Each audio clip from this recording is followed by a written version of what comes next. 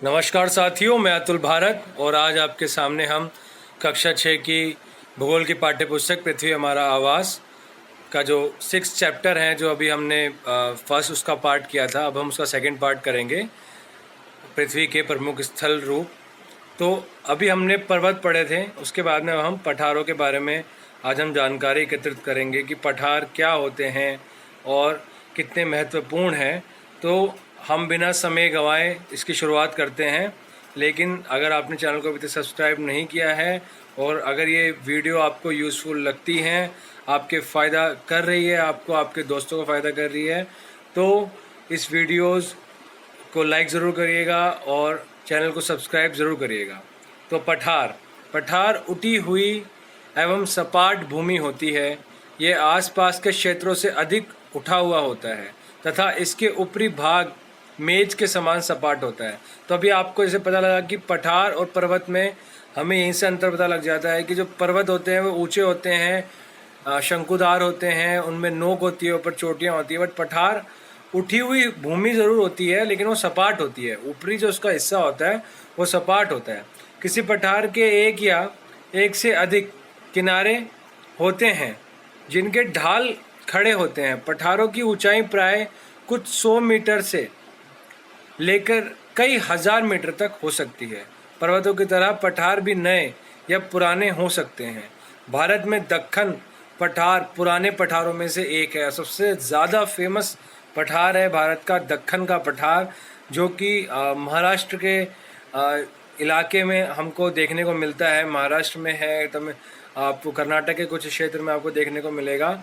Mainly आपको महाराष्ट्र में देखने को दक्कन का पठार मिलेगा।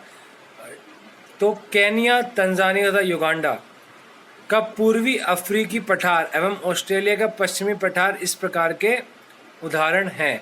तिब्बत का पठार चित्र 5.1 में हम देख सकते हैं, मतलब जो लास्ट हमने चैप्टर किया था उसके अंदर विश्व का सबसे ऊंचा पठार है, मतलब सबसे ऊंचाई पे स्थित पठार है तिब्बत का पठार, जिसकी ऊंचाई समुद्र तल से 4000 से लेके 6000 मीटर तक है।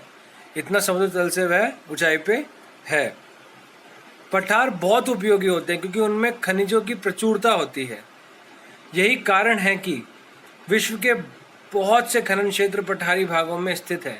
अफ्रीका का पठार सोना एवं हीरो के लिए खनन के लिए प्रसिद्ध है।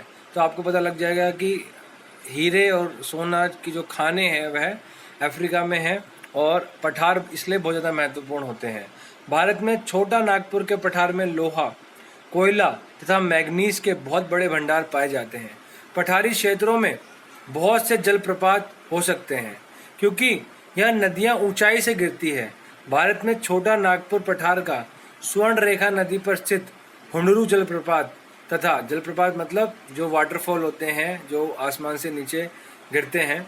नदियाँ जो आसमान जैसी नदियाँ पहाड़ों से एकदम से नीचे गिरती हैं तो ऐसे जलप्रपात वाटरफॉल बनाती है ऊंचाई से पानी गिरने की वजह से। बहुत सुंदर दृश्य होता है वो। तथा कर्नाटक में जोग जलप्रपात इस प्रकार के जलप्रपातों के उदाहरण हैं। तो आपको पता लग गया है कि हुंडरू जलप्रपात और कर्नाटक का जोग जलप्रपात। हुंडरू जलप्रपात छोटा नागपुर पठार पर स्वर्ण रेखा नदी पर है। नागपुर आपका महाराष्ट्र में पड़ता है। लावा पठार में काली मिट्टी की प्रचुरता होती है जो उपजाऊ है एवं खेती के लिए काफ़ी अच्छी होती है। कई पठारों में रमणीय स्थल होते हैं जो पर्यटकों को आकर्षित करते हैं।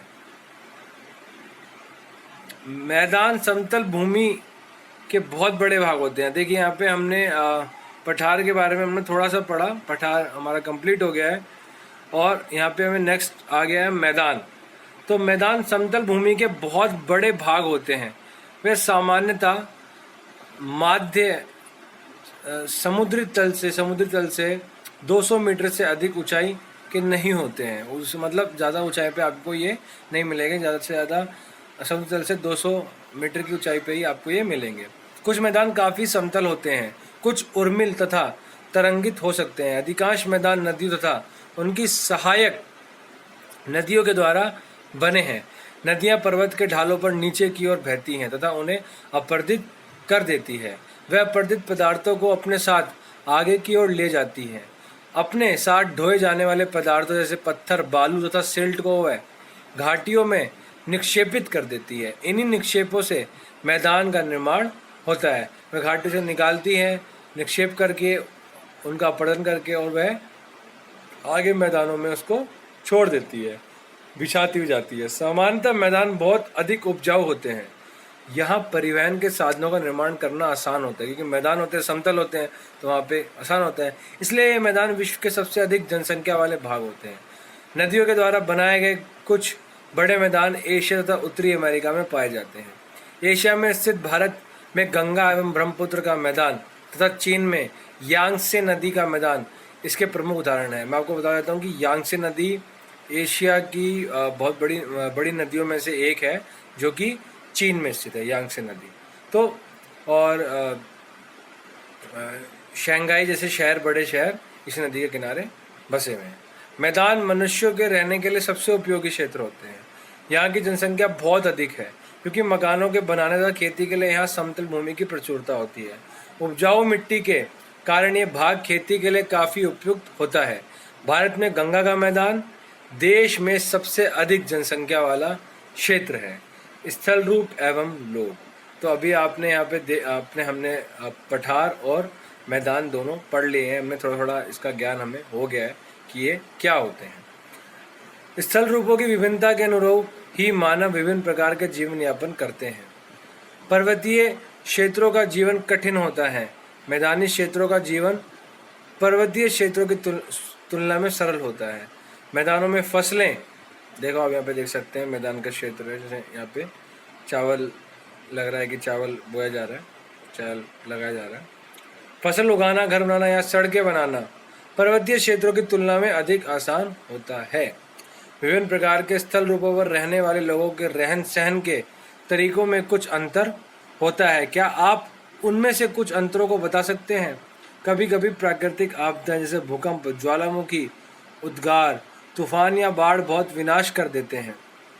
इन आकस्मिक घटनाओं के बारे में जागरूकता पैदा करके हम इनमें आने वाले खतरों को कम कर सकते हैं। तो अभी आपको यहाँ पे भी पता लग गया कि स्थल रूपों के रहन सहन के कुछ तरीका अंतर होता है क्या, और उसके अंदर जो आपदाएं होती हैं, प्राकृतिक आपदाएं जो होती हैं, उसमें भी काफ़ी विभिन्नता देखने को मिलती है। हम कितने तरीक़ों से जल एवं स्थल को उपयोग में ला सकते हैं, इसका पता हमें अपने आसपास के क्षेत्र से लगा सकते हैं। प्राय हम स्थल का उपयोग गलत तरीके से करते हैं, जैसे उपजाऊ भूमि पर मकानों का निर्माण करना। इसी प्रकार हम लोग कूड़ा किसी भूमि पर या पानी में फेंक देते हैं, जो कि उन्हें गंदा कर देता है। आप समझ में आपको आ गया होगा कि हम किस चीज़ की बात कर रहे हैं, कि हम कहीं भी नदी में कूड़ा फेंक देते हैं, जो कि पीने के लिए उपयोगी जल हमें देती है, हमारे खेती के लिए उपयोगी जल देती है, लेकिन हम उसमें कूड़ा फेंक देते हैं। या कोई उपजाऊ जगह पे हम बिल्डिंग बना देते हैं जहाँ पे कोई फसल उग सकती है। तो इस तरीके से हम मैनेज नहीं कर पाते। हमें प्रकृति के इस महत्वपूर्ण वरदान का उपयोग इस प्रकार नहीं करना चाहिए। उपलब्ध भूमि केवल हमारे ही उपयोग के लिए नहीं है, ये हमारा कर्तव्य है कि हम आगे आने वाली पीढ़ियों के लिए भी पृथ्वी को सुरक्षित रखें। तो बहुत अच्छी बात हमें बताइए। देखिए, स्वच्छ भारत मिशन के बारे में यहाँ पे एक चीज़ है कि शरीर में स्वस्थ मस्तिष्क निवास करता है, और स्वस्थ शरीर के लिए स्वच्छ पर्यावरण, विशेष रूप से साफ जल, वायु तथा स्वच्छ वातावरण प्राथमिक आवश्यकताएं हैं। इन सभी प्राथमिक आवश्यकताओं को सभी लोगों को सुलभ कराने हेतु भारत सरकार द्वारा स्वच्छ भारत मिशन कार्यक्रम चलाया जा रहा है। देखिए, जो ये है ना, स्वस्थ शरीर में स्वस्थ मस्तिष्क निवास करता है, और स्वस्थ शरीर के लिए स्वच्छ पर्यावरण, विशेष रूप से जल। तो ये कहीं ना कहीं गांधी जी, आपने देखा स्वच्छ भारत अभियान में ऐसे एक गांधी जी के ऊपर ही समर्पित है, और 2 अक्टूबर के दिन ही ये लॉन्च हुआ था। देखिए, यहाँ पे चित्र है, और उससे आप ऊपर भी देख सकते हैं एक प्रदूषित नदी का चित्र है। उससे ऊपर रस्सी से बने पुल है अरुणाचल प्रदेश में, जो कि यूज़ होते हैं वहाँ पे। तो यहाँ पे चित्र संख्या है, और चित्र संख्या में आप नंबर 1, तो आपको चित्र संख्या 1 से 10 को ध्यान से देखिए, और प्रत्येक के लिए एक एक वाक्य आपको लिखना है। चित्र 1, 2 तथा 7 में देखिए, दिखाए गए स्थल रूपों के नाम आपको बताने हैं, 1, 2 और 7। ठीक है, तो आप यहाँ पे देख सकते हैं एक मरुस्थल है, ठीक है, 2 और 7 के बारे में आपको बताना है। चित्र संख्या 9 में दिखाए गए स्थल का उपयोग किस कार्य के लिए हो रहा है? चित्र संख्या 3, 6, 8 तथा 9 में आपको कौन सी गतिविधियां दिखाई दे रही है? तो यहाँ पे आप देख रहे हैं कि क्या क्या चीज़ें यहाँ पे देखिए। यहाँ पे 3 में बोटिंग हो रही है और बोट रेस हो रही है। आप यहाँ पे देख सकते हैं तटीय क्षेत्र है। उसके बाद में आप इधर देख सकते हैं पहाड़ी क्षेत्र है। यहाँ पे चाय की खेती हो रही है, चाय के पत्ते तोड़े जा रहे हैं। ये पहाड़ी क्षेत्र है, पर्वत है। ये बर्फीला क्षेत्र है 10वें में। आप सबसे ऊपर इधर देखिए 8वें में कि यहाँ पे रिवर राफ्टिंग कर रहे हैं लोग। तो इस तरीके से हमने यहाँ पे पूरा ये कर लिया है।